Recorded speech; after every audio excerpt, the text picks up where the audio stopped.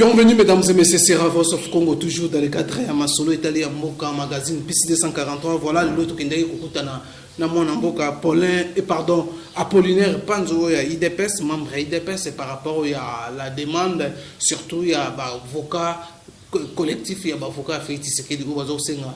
Na mon Mboka, le directeur de cabinet Félix Tshisekedi Vital Kamerhe a démissionné par rapport à la situation, il y a disparition, il y a 15 millions de dollars. Voilà, tout est pour parce qu'il y a certaines opinions, certaines cadres et IDPS, Bazolo Bakenom, Félix Tshisekedi n'a pas. Il y a un conseiller, monsieur Soupé Balobi, ils ont confirmé que non, ils ont fait partie d'un conseiller, il y a chef de l'avocat conseiller, il y a chef de l'État, ils ont fait une démission, il y a Vital Kamerhe.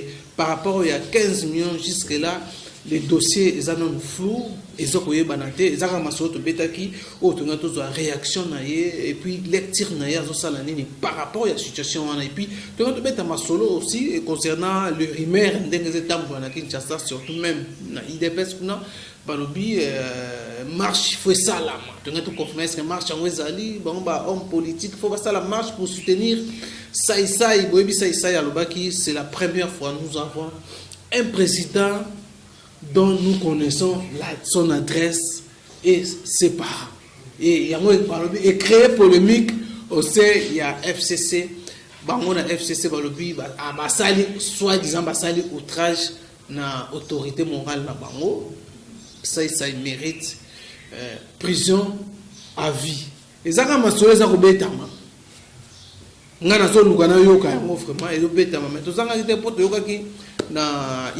il fallait une marche pour soutenir ça. Voilà, tous allez à Masolo, à répondre à en tout cas, mesdames et messieurs, je voulais suivre ce qu'a été notre entretien, réaction et puis lecture. Il y a Apollinaire Panzo, membre il y a IDPS Ndenge Alobaki na mituna na biso. En tout cas, suivez puis on se retrouve juste après. Bonjour Ousmane. Oui, alors président Panzo, tu es sur comment point de vue na Toyoki collectif ya avocat ya Félix Tshisekedi bazo senga Vital Kamerhe a démissionné la présidence.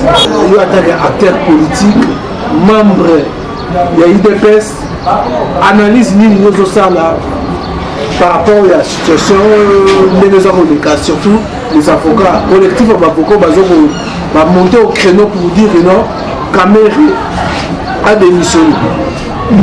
Merci beaucoup Ndeko Ousmane. Tangu babengaka collectif des avocats, bazo constitué collectif sur base d'un dossier. OK? Un cabinet qui a été saisi, qui réunit un nombre des avocats spécialistes dans le domaine ouana, de bango de ba constituer collectif, il y a avocat pour traiter un dossier. Et l'ini kolobate que avocat ya cour o bakenda ki ko défendre dossier ya IDPS na cour constitutionnelle batika la avocat permanent ya Félix. Wana pe toko se tromper. Au cause à la membre et à collectif d'un dossier aujourd'hui, mais lobby na dossier Moussoussou, na collectif avocat osate. Parce que mouta saisir yo, n'est-ce pas, mouta saisir le cabinet wana ba intéressé yote. Ça c'est la première des choses qu'il faut retenir dans le cadre du collectif. Mais likambo ya koyeba c'est vrai, baza collectif ya ba avocat ya Félix. Tout dépend de l'attitude du président Azouaki vis-à-vis du dossier. Ce qui le président a sangui un avocat pour que étudier le dossier afin que intervenir. Nani a koye na minute wana. Batouana bata bata mabomate baleka balobake no baza collectif ya avocat. Moi je pense il est question de chercher à vérifier si effectivement baza collectif ya avocat. Ce qui Peter Kazadi azalaki na collectif ya avocat na cour constitutionnelle, lelo aza député provincial, peut-être pour na dossier oyo ba pesa ki yango un autre collectif oyo ba siéger qui va examiner ba constater que le fait que Vital Kamerhe azali directeur ya cabinet à chef de l'État eza ko obstruer démarche judiciaire. Peut-être c'est pour cette raison et Koki Kozala Keno Basengi Keno a démissionné pour permettre le dossier et évoluer ma lame. Mais quant au dossier proprement dit, Ndeko Ousmane, moi je suis membre de l'UDPS. Vital Kamerhe Azali président ya INC, Oyoba Eza parti allié na IDPS na pouvoir Otozanango Lelo.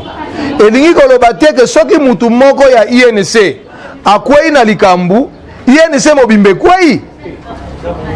Bandeko, il faut peut-être comprendre que elingo lobate que alliance ezaki INC na IDPS. Soki Vital Kamerhe akwei. Mais INC tikali ba ministre ya INC ba otikala na gouvernement ba kolongwa te ba continuer ko travailler. Vital Kamerhe nde mutakwei na mbeba. Na confirmé que Vital Kamerhe akwei na mbeba. Mais nous constatons que le dossier est perduré.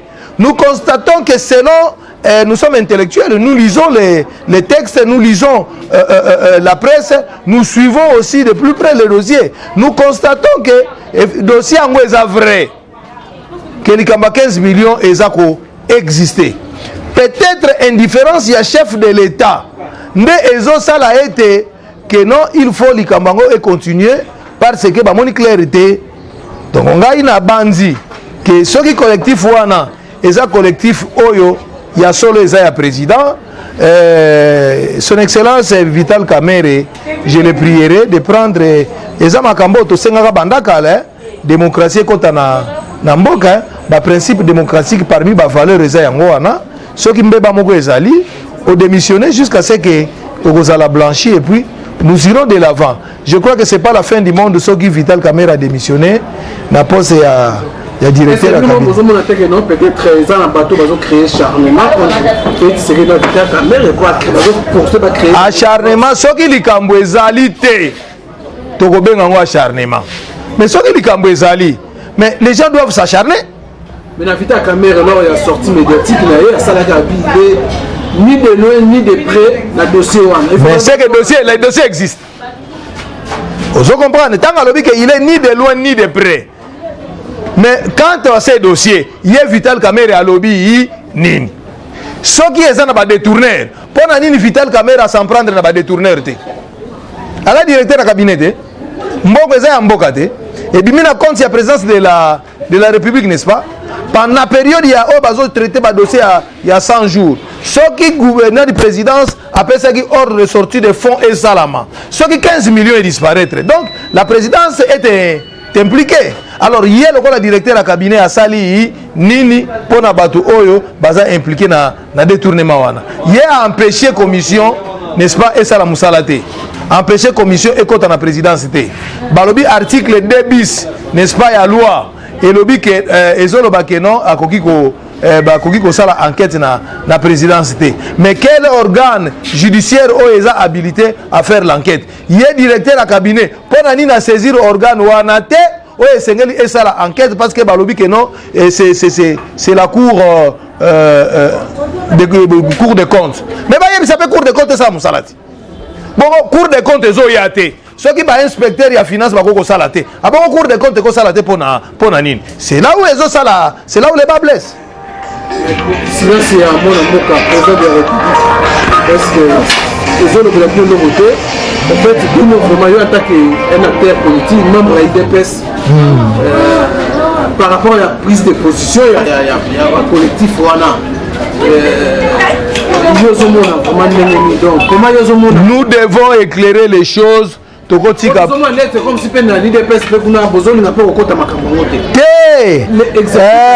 moi je pense, le problème est Zanini. Nous sommes politiques. Crash Mogue Salama. Que non, Alliance et Panzana. Mais tous en pouvoir rester. Alliance et Panzana. Tous en gouvernement. Il y a un gouvernement, n'est-ce pas? Alliance et Panzana. Si on a dit c'est le moment où il faut dire certaines vérités. Mais ma membre a eu des personnes peut-être tous bazana affinité mon personnel na directeur de cabinet. Je dois vous dire peut-être à Kolanda émission oyo n'a problème na yété. Mais moi je crois que j'observe comme politicien, comme acteur politique. Je constate que le dossier perdure perdure ezozwa basanza. Donc natikali koyoka pe mutu moko te alobake likambo yango eza faux détournement et salamité. Mutu moko pe te azoya koloba te ke non songolo ayibaki te pakala azwaki te. Nakatayo mai ndenge balobaka mumo na munoko. Rwanda ministre ya babi marqué ne sont d'autres eloko zate ils ont verrouillé le système basala pour le détournement. Non. Quand est-ce qu'il y a détournement, monsieur Ousmane? Ngai soki nazana ba responsabilité lelo. Esengi que gouvernement congolais e futa mbongo moko pakala nesika songolo. Soki na constituer obstacle na paiement wana. Pona ça la démarche pour que batouana ba ko négocier na ngai pona zo pourcentage. Et ce qui est Kambouana et Salami n'a eu pourcentage, n'est-ce pas que ça détournement? Bon, ça destiné à foutre à moutou 100 000 francs. La place va foutre à moutou 100 000 francs, non? On a prêt pour autoriser à payer son bon à la seule condition que nous yo paye 15 000 francs. Naïbité. Moi je crois que les Andés bizaleli ya mabe o batu ba mesana ngo na Congo. Donc bakanisi ke soki ozwindengu wana oyibite mbongo eza ya yote mbongo eza ya leta po bafuta mutu songolo eza ya yote soko zwi mbongo wana détourner. Donc balobi te ke bayibi mbongo ya leta mais quelque part 15 millions eza disparu. Soki ba pétrolier balobi ke bazwaki 100 millions de dollars te. Nakata 100 millions 15 millions ezangi.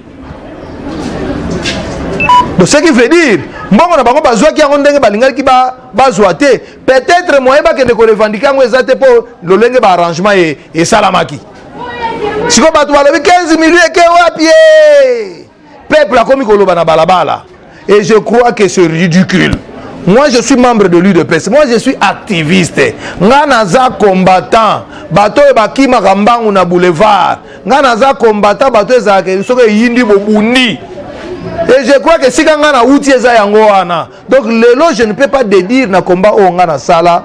Je suis un acteur politique, ça je le reconnais, mais certaines choses eza biloko to ko accepter te. Et loko auto bomana nango contre bato bazeraki mboka na ba régime et legi e ko rattraper bisoté.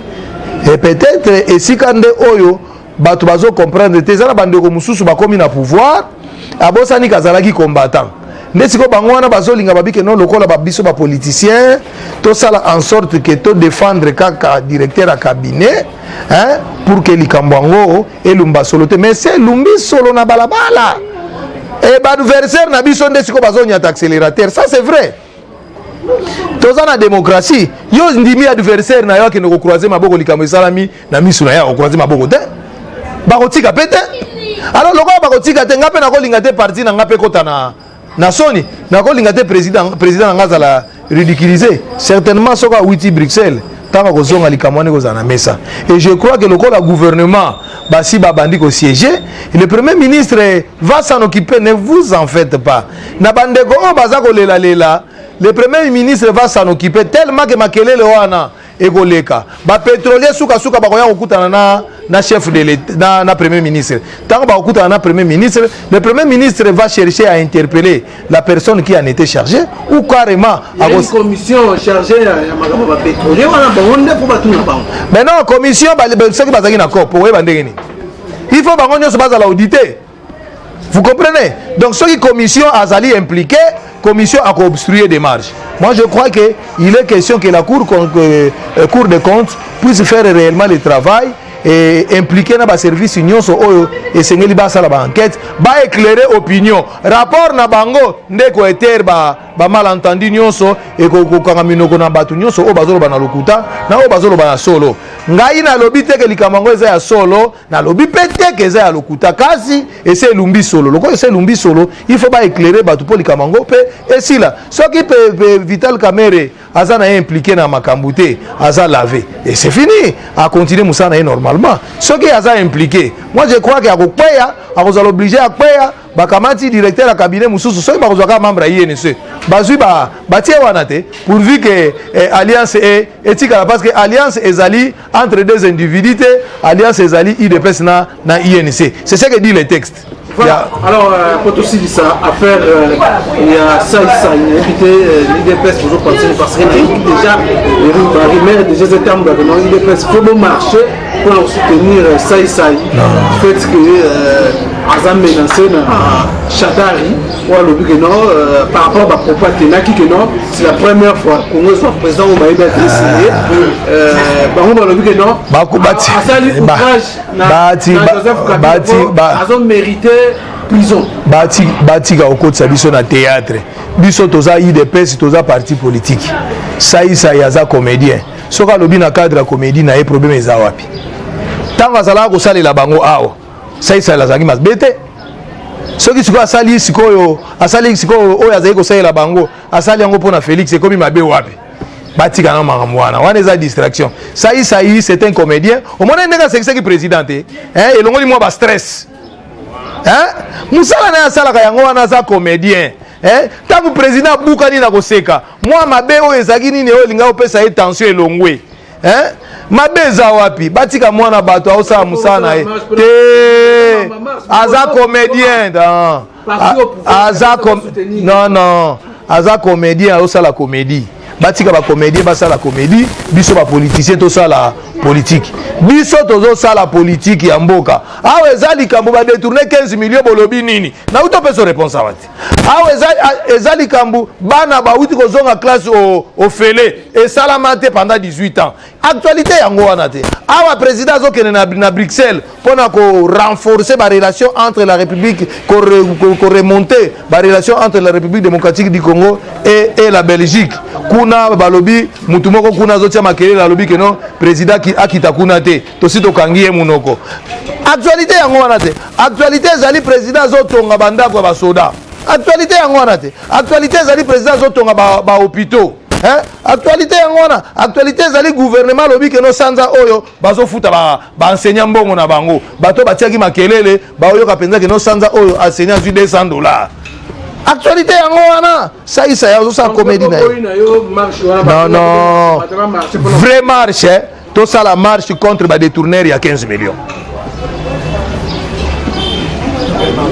Vous comprenez bandi mato ça la marche contre ba détourneur il y a 15 millions. J'ai l'impression que ezala ba membre ya IDPS mususu bazana kati nde bazolinga ba étouffer batika na mbala tout ça la makamba sérieux. Président a suivi pouvoir, président Osala Moussala, ce que Batou Moko Bobazo a 15 millions, Baké Banvoa Mina Bango Ousmane. Et ça peut mal monter, certaines opinions, comment partir au pouvoir pour que la comédie marche, c'est comme si. Makambouane Zalangote, Bato Bazo Lingaba Sala Makambouana Bazo Lingaba, au moni Awa Likamoupe, comment appelle Likamamo leadership, Batou Bakomo Luka Yebana. Biso to luka koyebana te biso photo ça la politique koyebana na politique il faut moni Ousmane moni ndeko yaka hawa c'est pas que yebi que no sona ke kuna na ko information le leadership eza eloko bakena ko luka ngoto ndiro zo kende ko kozwa machette okata kanzete leadership eza ba valeur moko naturel eza kati na mutu asa leader d'opinion ce qui a réfléchir opinion na ye bato bayoka rango et bato baza ko réfléchir par rapport à opinion na ye. Il ne faudrait pas te forcer ma cambo. Ah, tu comment forcer ma cambo? Non, pour pas yoka ngai. Donc après réseaux sociaux comme nango canal moko facile pour que ba cause information. Ya ngo moninga na kota na baje wana tenga linga Ousmane Oyeboye to solo liboye batu ba yoki ba fandi na salon ba que non président Panzo alobaki makamba sérieux. Ya ngo moni na banaliser makambo oh non ça c'est un comédien. D'ailleurs kutu genre ya comédie na ye ngai comme intellectuel na s'intéressera nango penza te bien que na sepelaka na musala na indenga sala ça musala ne bien asa musala na ya sekisa bato ça c'est un Congolais comme tout autre Congolais ouais ça te nana menacé batika makambo wana bazala ko lesika mokoti soki akomi atongi pe bandaku bato pe ba pese possibilité pour tonga bandaku eza bango te wongo lelo ba keno obunise ba munse po ani ndenga zwake pa na bango ndenge pa lingi pe lelo azwa pe pa Félix batika mwana bato asa musana ye soka zui un frère na ye alesa ba na ye aza na famille musala o ya pona na vie ya kosala eza yango eza comédie ça yazo sa musana ye batika ya sa musana ye Donc moi je pense maintenant c'est ça en côté na Kinshasa c'est la non non a déranger balingi ba bomaye boko te la likambo oyo soki batu bakoti yango kombo mutu pe et mati hein obi pe mikolo pe TV comme ebele hein soki pe ozoleka mingi te kobunga hein siko lekeli na nzela politique qui ça mobimba mokili mbamba lobeli komo na yo.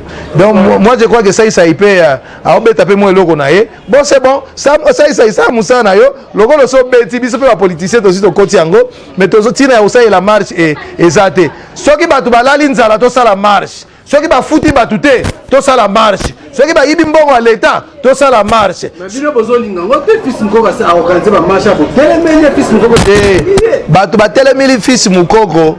Je crois que Bamsou peut bangoana. Batelemele pour nani. Fils Moukoko c'est un combattant. À réfléchir à Monique il faut organiser marche. Si que Fils Moukoko a une structure mon côté. Je crois que le problème se situe à ce niveau-là. Tant que Fils Moukoko a organisé marche wana, na qualité nini pe banani baya. Ngai na membre IDPS ngana ko sa eloko ali yotote. Ceux qui ont organisé manifestation, je dois faire en sorte que tous les organes de l'IDPS soient impliqués pour que la manifestation soit une manifestation grandiose. Nous avons pouvoir de faire manifestation à l'Ioto, ceux qui ont Ngondo pour battre Panzani. Ah, bati la pema ngamwana. Biso to saki ba marche a to zaki na opposition. Si ko to dans pouvoir, yeba que ceux to sali marche c'est que les camarades sont sérieux. Je comprends. Donc, Fils Moukoko, c'est un combattant que je reconnais les qualités, les capacités de réfléchir. À ça, la réflexion peut y aller bien. Vous comprenez? Fils Moukoko, à ça, la réflexion il y a bien. Mais, à ça, moi, à côté, Moussoussou, azo zoyi makamune na considération te po azo sala ngona précipitation pe azo solana bato oyo sengeli basala makambango te. Ozomona na uta oyo biso likama leadership power. Donc olingi obundela leadership ba valeur oyo esengeli et entourer leader oza nango te. Sikoyo bato bakoya bato mona oyo ndire oza sérieux te. Bato bakoya te. Fils Moukoko, je dois vous dire, vous devez fédérer.